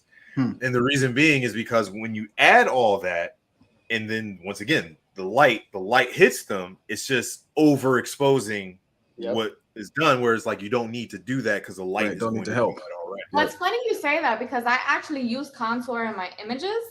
But I'm using cream-based products, so it's natural to the skin. Instead of like a powder that's gonna be harsh when you put it on, because people don't understand when you use powder, right? Wherever you lay your brush first, that's where the hardest contour line is gonna be. So I like using creams because creams blend out a lot easier, at least for me. They blend out easier and they look more natural to the skin. So in a lot of images, I'm using cream-based products. I'm not using powders. I'm not using, any silicone, stuff like that. Do you have your go-to brands? Like, do you have specific brands that do better with that sort of thing than others? Or is it just kind of each makeup artist has their own kind of? A lot of makeup artists have their own things. I actually use a lot of off brands, a lot of UK brands, a lot of Australian brands. US makeup is all filled with ingredients that you don't want. So I don't tend to pick up a lot of those. I feel like I use a lot of UK products a lot more. And they're a little bit more advanced when it comes to makeup. Interesting. Okay. I wouldn't know that. Yeah. That's a big thing out there too. It's especially in the UK and overseas. Makeup is humongous. Like what you were saying earlier when you were saying that. I remind you of an Asian photographer designer. Asians are crazy with makeup. Like they like to pamper and like they love to do that stuff out there. They'll have like they'll add on nose and everything. Yeah, they got those. Have you ever seen? I've seen those videos where they take off all of the makeup and it's like rubber pieces and all that stuff, and it's a completely different person. Like, I've seen those. Very, very awesome, guys. I'm curious, Kay, have you ever been interested in getting into special effects makeup? I actually, I do dabble in special effects a lot, actually. What, if I'm curious, I may ask, like, what are some of the things that you've done? Have you gotten into silicone, or has it been more foam based? Or I like prosthetics. Prosthetics are really, really fun, and learning how to blend them in the skin and kind of blend them out so they look natural. That's kind of fun to me. Let's see. Ray's trying to. Yeah, I'm finding one right now for you guys. Give me one sec here. Oh yeah, that one. Yeah, I just asked because I work in some film and video and things like that, and I've been around quite a bit of special effects makeup artists and special effects houses and stuff like that, and some of that stuff, as well as even on the lower end of like a lot of body paint artists and spray paint artists in that have transitioned over to special effects makeup. And some of the interesting thing with that's cool. So okay, let's back up. Let's back up here because I'm seeing a little bit of composite work in here. So what is composite and what is real? All right, so composite is the background. Well, not really, because the background was a black background. I added the fire. I added all the embers and sparks. The whole wheel that you see there with all of the signs. Any red glowing on the sides here, her chest that you see is all composite. Everything else is makeup. Fire. Yep. So even her eyes. Yep. Fire. What you so what did you use to make the headpiece? What was it made out of? Interesting. So I like to use anything I can get my hands on. So actually, the headpiece is made out of foam, and then it's wrapped in floral wire, it's floral wire, and then added tulle. Is that how you say it? Like tulle? Yeah. It's wrapped in that. And yeah, that's pretty much it. And then the front, I actually cut a bald cap out, and I put the bald cap here and here, and then I put one right here, and then I added latex on it, so it looks like it's coming from the skin. And then there's latex all through here and all on my chest piece and everything. So. All right, so I'm gonna give you something that I don't think I've ever done before. Shout out to Lisa real quick. She says you guys need to be doing print competitions, crazy cool stuff. Thank you so much, Thank Lisa. you so Appreciate much. that. I'm going to break down the image, so I'm going to remove layers by one. Give it to us. Now we get a treat. All right, so I'm going to remove this layer here. Mind you, this I edited last year, so I don't even remember, but I just removed one layer which had some sort of filter on it. I'm going to remove some colors. I believe this might be that's the circle. So it was go all the way down to the beginning. Let's see the nitty gritty. The nitty gritty. Okay, let's see here. If you hold, are you on a PC or a Mac? I'm on a Mac. So hold Option and then click the very first one and it'll erase. That's the one right there. That's the layer. There we go. Okay, so that's where you started with. That's what I started with, and then we ended up with that. That's crazy. Very impressive, man. So if I may ask, are you doing a white balance? Do you start with just auto white balance or? So I started with auto white balance. Really? Yep. I honestly, and the thing about me, I shoot very unorthodox. I don't follow rules to a degree. Mm-hmm. So I just basically just shoot. So I don't set for white balance. I'll either put the sunny option. You see that I'm even talking about text that I don't even know about. Like I just put it on auto for white balance, and I worry about that in post. You know, you got the older guys who will look back down at this video and say, shoot it in camera, don't shoot for post. But that's just not me, you know. And I'll go into Lightroom and fix the white balance in there or anything else. Obviously, my settings, shutter speed, ISO, aperture, and all that. Obviously, I have to mess with that to get what I want to shoot. But the white balancing, I'm not really worried about. Impressive, bro. Crazy impressive. I feel hurt in some ways. and all that I learned and got to do to make some of the pictures that I make, and to see you guys doing this and you're just playing around and figuring out, I'm just like, yo, you guys are awesome, man. Yeah, really. seriously. Very, very impressed, bro. I'm not even just saying that on some BS or show or whatever. Like, I am dumb impressed right now. Oh, thank you. I appreciate that. I don't know if you get this, but you always look at somebody else's work and you're like, damn, those people are talented. Like, you know, you're looking at it, or sometimes like you look at people who just shoot stuff you don't shoot. Like you say you're a fitness photographer, right? And I might look at your work and I'm like, actually, I was looking at some of your video stuff. You posted something earlier and I'm like, wow, like the video you created where you kind of like just sat down, pulled out the camera and just started getting to work. I don't know if you posted that earlier or yesterday. Yeah. The BTS video, like wow, like, and then I just saw the pictures and I'm like, wow, that's pretty cool, man. So we're always looking at each other's work and saying, damn, I wish I could shoot like that or do things like that, and then that same person is thinking the same thing about you, you know. Exactly, man. Pretty crazy. Real. I wish I could shoot everything, but I found what I love. You know, I found my style, I found my calling, and I think I'm gonna go that direction. Bro, I have no doubt that you are going to get bigger and bigger. Especially being in Florida, I think more opportunities and things are going to happen for you for sure. Yeah, I would not even be surprised y'all hit Disney. For real. Hey, you never know. Create a few Disney princesses, you know what I mean? You're right there. Like, I'm impressed, bro. Like, you guys' stuff is quite impressive and amazing, man. So, yeah, shout out to you guys and everything that you did. Thank you so much for being on the show. Thank you so much for taking the time. Thanks. And kind of before we're leaving, any kind of closing things that you guys want to say? Once again, we are kind of a teaching editorial stuff as much as we are an interview and have fun kind of thing. Is there anything that you guys, any advice, anything you want to give out to people, say, so forth? Yeah, similar to what I was saying earlier, like, you know, don't limit yourself, but at the same time, don't feel like you just have to like do everything or get everything. Don't ever rush it either. You know, you'll get there. You know, it wasn't built in one day. There was one time when she was creating headpieces and everything, and she was like, I want to get into makeup, and I was like, you know, yeah, just take your time with it. And eventually, if you look back at the work you did in the beginning, you'd be like, I don't know, I think that looks bad. So if you ever want to see growth, look back at the work you've done day one and compare it to what you look like now. And you'll see growth right there in your face. So, you know, don't rush it. You'll get there eventually, and you will always grow. Every day you learn something new. Stay humble.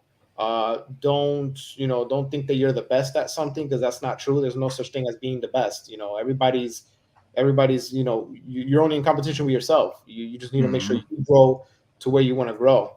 I also have kind of went the educational route a little bit. So I'm here to help. If you guys ever need anything that, you know, for your followers and your viewers or anything like that, I'll be more than happy to provide. You know, I don't want to call myself a teacher because I think I suck at teaching, and I don't think I have the patience to be a teacher. So I want to be more like a little mentor. You know, I give you the advice that somebody that I might have wanted when I was growing, and, you know, I can offer that to other people. So, you know, follow me, follow Kay, follow our adventure in this creative process, in this creative world. And I appreciate you guys for allowing us to speak with you here. And absolutely. Awesome. Where can everybody find you? What are the best places to find you? Drop your stuff. For Kay over here. Well, everything for me is K Alvarez Makeup. Straightforward. Facebook, Instagram, Twitter, TikTok. Yep, everything pretty much. And for me, it's pretty simple to spell. It's Shoot with Ray. So Shoot with RAY on all platforms.com as well. Easy to spell. You won't forget it. And yeah, check us out online. Awesome, man. Last thing I'll ask you guys, what you know, we're all working professionals here and so forth. What do you guys got going on next? Like, what is like exactly like right from now till the next day, whatever? Like, what's the next things you guys got going on and people should tune in? We're submitting paperwork to open our studio. Like I told you, we're trying to open that up. Check out their studio, y'all. Nice. She's got a few shoots lined up. Do you guys know where the studio is, and is that information you want to give out, or? Not quite yet. It's not ready yet. What we're doing is, I didn't know this moving into Florida, but this is something that doesn't happen in New York, and I don't think it happens in Philly. Apparently, you have to go through a real estate agent to get any commercial business here. That's across the board. Okay, all right, yeah, because in New York, you call the landlord up and you say, "Hey, look, I want to rent your space," and they're like, "Yeah, here you go." Fill out this lease and everything. Here, you got to go submit a letter, an interest letter and all that, and then that's when they introduce the lease and all that. But that's what we're working on right now. We're actually going to submit 2 of them to 2 different locations we're interested in, and then depending on which one we go with. I actually have a lot of projects coming up. Some that I can't actually speak on yet because they are. I have to sign NDAs for them, so they're official. They official. Nice. Yeah. I got you. Nothing wrong with that. You might see me somewhere on a billboard, in a store. Who knows? Nice. Never know. Nice. Cool, man. Hey, we cannot thank you guys enough for being on the show. Thank you so much, man. This was awesome. This really was awesome. Thank you. Yeah, we really appreciate you guys. Appreciate you. It was a pleasure talking to you guys, and shooting the shit with photography and creativity and artisticism and stuff like that. So yeah, absolutely. For sure, man. We will check on you guys. We will keep up, and everybody please follow them for sure. Yes. And yeah, man, not too long from now, you know what I mean? Once our thing ticks up a little bit, we're gonna check in on you guys and see how you guys are doing, and we'll go from there. All right, man. Awesome. You got a subscriber too, so there you go. I love this. Appreciate you, bro. Nice. Right. For sure, you guys. You guys have a good night. Take it easy. Bye. All right. That was cool, man. That was dope. That was dope, bro. That was dope, man. Yeah, man. I'm very happy she was able to come on. I'm very happy that they both got to speak, and yeah, man. So hopefully, I hope you guys like that, man. I hope you guys enjoyed the show. Thank you so much for everybody tuning in. Monica just tuned in. Shout out to the pit. What's up? What's up? So SMD was on. Elliot, man, thank you so much for coming on, bro. Lisa, thank you. You've been tuning in since the beginning. We so appreciate you. Mel Mall, what's up? Chamberhead. Is it Camerahead or Chamberhead? What are you? So his name on here. Got the Silent Portraits. Silent Portraits. But if you look up on Facebook, he's Camerahead. your cameraman that says that overheating. Gotcha. Oh, my camera overheated. It's overheating, man. I Come swear. on. Lydiana, Supposed to be a what's Canon up? problem. Lydiana is a makeup artist that has worked with me several times. What's up to you as well? John Harville, who had to get off earlier because he's in California, so I guess his time is a little bit different what he had to do. Yes. Just shout out to everybody that joined in. Thanks. Thank you so much, guys, for tuning in. 100%. I swear I will get this worked out with my camera overheating. Goddamn Sony's. I'll put like 2 little fans next to it, just blowing and shit. But yeah, man. So to lead it off, let's get a little bit back into news real quick. We're gonna keep this real short. We got about 5 minutes. So yeah, man. So I wanted to talk a little bit about Hollywood and just kind of what's going on in general. So there's this thing going on in Hollywood right now, and in the film industry, TV shows and movies and so forth, which is all a little bit of the department I work in and whatnot. Shout out to Ray Alvarez again, man. Thank you so much for coming on, bro. And thank you, Monica, for subscribing. Everybody, please subscribe. Yes. So for we did a little cheat, and we made sure the link that came on made you like have to subscribe or not subscribe. So if you didn't subscribe, it's kind of effed up. I'm just saying. But anyway, but it's just this trend, let's just call it what it is. This woke trend that's going on in Hollywood right now, where they're taking IP, right? They're taking intellectual property, they're taking famous things that have already been done, whether it's IP we all know from Star Wars to Lord of the Rings to Halo to video games to Marvel to comic books to whatever, books, all this stuff. And they're buying the intellectual property of it, the rights to it, so they can make movies out of it. Now, all that sounds great. And here's the deal. I'm not fully knocking it, right? Marvel's doing somewhat of a good job of it.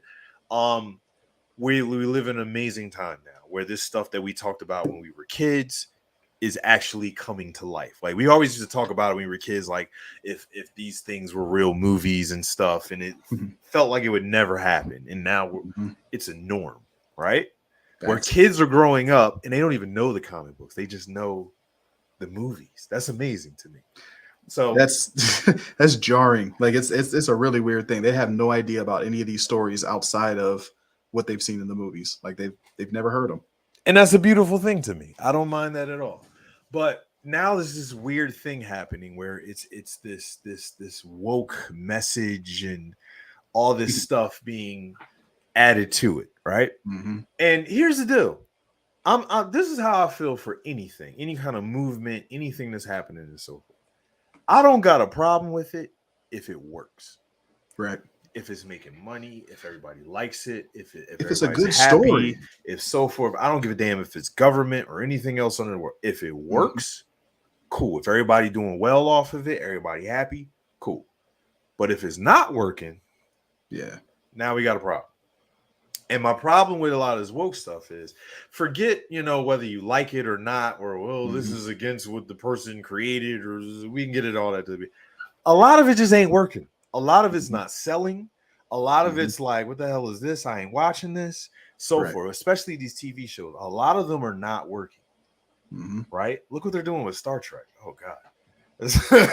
Listen, I'm not even interested. Like, I have no idea. I haven't seen it. Like, I'm a huge Trekkie. And if you love Star Trek and you see what's going on with it now, oh God, from Picard to the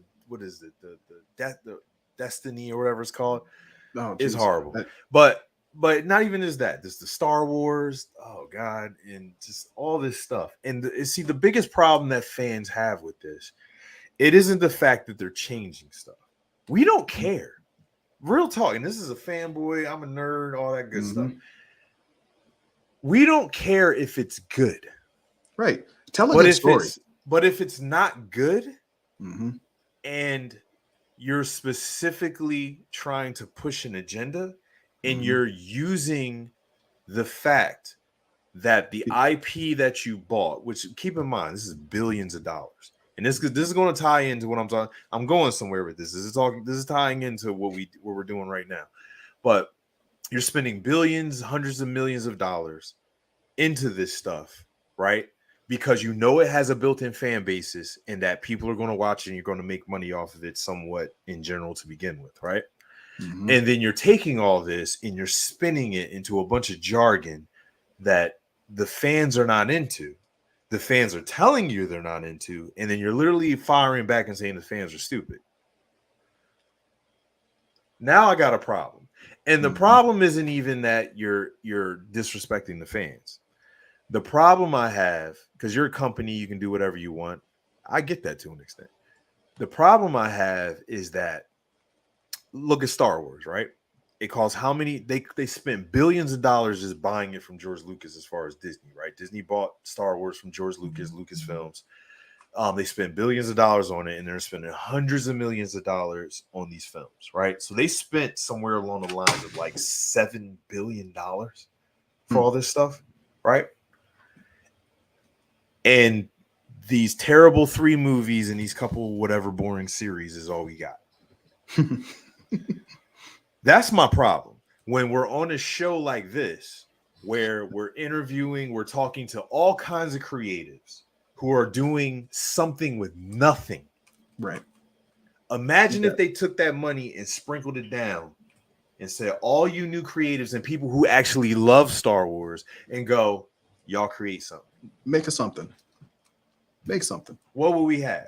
And see, that's my problem with Hollywood and a lot of other establishments and businesses right now, and what's going on in the industry is that y'all putting all this money into these so-called proven things, right? Whether it's the IP, whether it's the director, whatever, and so forth. And it's like, are they really proven? Is this really a sure thing? Or is it more that they're taking advantage? You got an agenda, you got an advantage, you got whatever. And the agenda is really just money. Let's keep it real. It's not like this crazy, don't think it's just this man in the high castle Illuminati kind of thing. That's not what's going on. They're just trying to make money, and they think they're doing it the right way. The problem is it's too many Indians. Too many chiefs, not enough Indians, right? Mm-hmm. It's too many people trying to call the shots. It's too many people trying to put too much into the pot, too many chefs in the pot, and it's goofy. When it's like, especially with going on to streaming and everything else, like y'all need to take that money, separate it, create smaller stuff, and let these people out here that really create. There's so many people now, and there's so many ways to get in touch with them because of the internet that y'all not taking advantage of that could make amazing things. And real talk, that's part of why Marvel is winning, because Marvel keeps taking small directors and people who are somewhat unproven but got big ideas, and they taking chances. It's facts. It's facts. And not to say that Marvel is doing everything right, because some of the shit they got coming up is a little questionable. It's weird.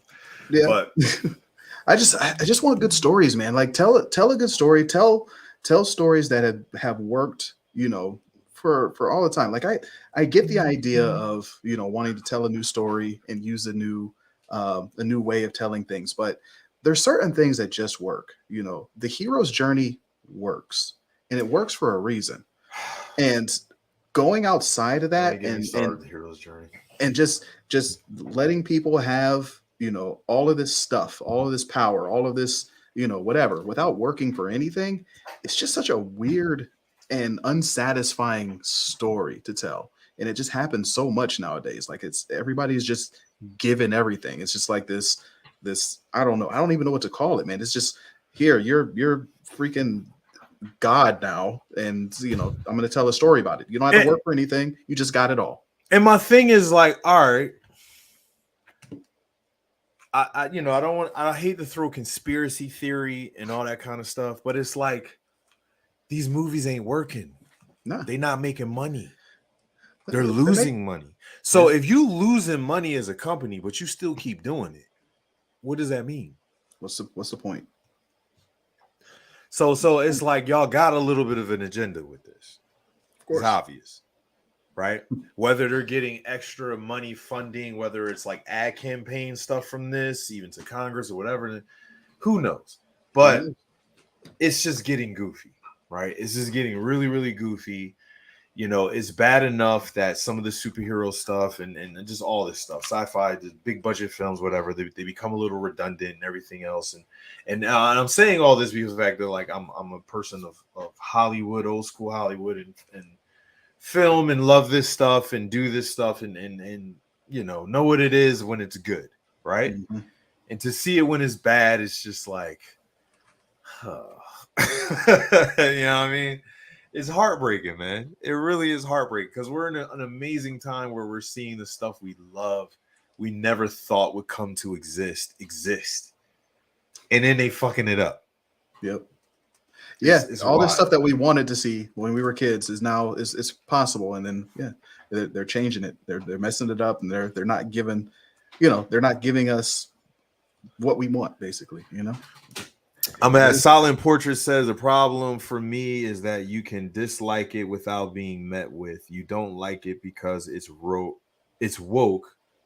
Not I don't like it because the plot has no consistency. Yeah. Did I read that right? Yeah, basically, he's saying like it's not because it's woke. I don't care about you. Be as woke as you want. Tell a good story. Like make the story good. If you want to have an agenda, you want to have you can have whatever if it's good, no one just cares. Make a good story. That's all I care about. That's all I care about. I want a good story. And you know what I think some of that comes from? And I don't think it's all like agenda and conspiracy theory. A lot of it's young writers. Yeah. And it was funny. I was watching something on this literally like a couple days ago with a really big film critic that was being interviewed. And he made a really good point. He said, here's one problem is that you look at all the writers back in the day, right? Film writers, script writers, novel writers, whatever back in the day. Everything that they took of what they wrote was experiences that they experienced themselves, right? Where you look at writers now, and because there's just so much content, there's so much all this stuff, they're only writing based on what they saw before. So they're only writing on the movies before. So if you're writing a Star Wars film, right, you're only going to write the Star Wars film based on the books, based on the movie, based on whatever before. You're not even going to even think of tapping into the own stuff of your own experiences and your own things and develop your own characters and so forth. You're just going to take a bunch of shit from the past. Dude, that's why the first new Star Wars movie was basically a remake. Like it was basically a remake. Like, how are you going to go back to the Death Star and destroying the Death Star, getting the same? Why? and I'll even go a step further. You know who said this? This was one of the dopest interviews I've ever seen. It was on a YouTube interview with what's the Armenian guy that's like a big business guru that does a bunch of Patrick Bet-David? Yeah, I think so. I think that's Patrick his name. Bet-David. He always does a sniff like, let me tell you guys, and name. Let me say, I forget his name. Valuetainment. Yeah. Yep. He interviewed Vanilla Ice, and I swear to God, it was one of the best interviews I ever saw.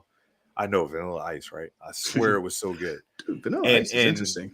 And he said one of the most dopest things I think I've seen as far as describing this generation of millennials and all this other shit. He said, all the generations in the past, right? We had to come up with our own styles. We had to come up with our own thing that made our generation, right? This generation is the iPhone. This generation is computers. This generation is the internet, right? And that's cool. That's their thing. But because that's their thing, the computers generate what is going to be their style, right? The algorithm. No, think about this. The computers can only generate what was already done. They can only generate data. Right. And data is the past. They can only generate past data. So if they're only generating past data, they're only generating the past. That's why every kid you see now dresses like they're from the 90s, the 80s, and so forth. And all the music sounds like is nothing original. Because they can't create original because everything they get is from the computers. God damn this fucking high temperature bullshit. Let it cool down. It's all right, Sony. It's all right. I'm still with you. Anyway, but does that make sense? You guys can still hear me, right? No, we can still hear you. Right? No, it makes total sense. I mean, it basically, I mean, their interests are driven by algorithms. It's by social media, by what the social media is feeding them. There's a lot of that. I mean, it's really tough to. Says the guy working on the Rubik's Cube. Anyway, I'm fucking with you. It's hard. It's hard to be super original. It is. It's Dark was crazy, on fire. man. It's a crazy time that we live in right now. I could go in for days with that shit. But the point is that, you know, I hope we're giving some, you know, the whole point of this show, man, and the reason I try and do anything when it comes to this stuff is to try and give value to all of this stuff. So I hope we're giving value to you guys and this information and not just putting out the same nonsense jargon and giving something that's interesting. I think we learned a little something today. I like to always try and recap and point out some of the interesting things that we learned when I'm teaching or anything else. And I think one of the biggest things we learned today, especially from his wife and what she said with some of the different kind of makeups, I didn't even think of that. And no, not the SPF, like the SPF reflecting light back into that. I didn't even that's think never crossed my mind at all. That's crazy. And that's something I want to test. Like I'm super interested in that now. Seriously, man. So I think that was really cool. I think especially once again, just reiterating, Jay only uses one light for most of his shots, man. Big thing I'm gonna say. I hope Elliot, you're still watching. My little brother from another mother. You know what I'm saying? Elliot a lot of times comes to me sometimes and you know he's trying to get there and what do I do and so forth. So having to see, man, just like you don't need a lot, bro. You can go off just a little that you have and make it work, bro. You just got to keep grinding and keep figuring it out, keep playing with stuff. You know, it's all there, bro. It doesn't take a lot. You just got to keep hustle and keep that creativity going and keep being creative, man. It's why we're called the Cre8tive Pit. For sure, man. So thank you, everybody. Thank you again. I went on the raps a little bit. I apologize. Gotta have a rant. So there's nothing wrong with that. For sure, man. Thank you so much for everybody tuning in. That's a good idea. We'll definitely. That's something that we want to do. Is do some live. Can we talk about a live makeup set? Yeah. Well, I think some live tutorials. I think we're definitely going to do from myself, Rob, everybody else, so forth. We'll definitely bring in and do some things like that. Takes a little bit more planning with that, making sure everybody's set up to where, you know, it's interesting and everyone can hear everyone and it's interesting, you know, it doesn't get boring, but we'll work it out. Hey, once again, thank you guys. Thank you everybody for tuning in. This was an awesome show and let's keep it going for sure. Make sure you subscribe, like, all that good stuff. Share it with your friends. Take it easy, guys. Peace.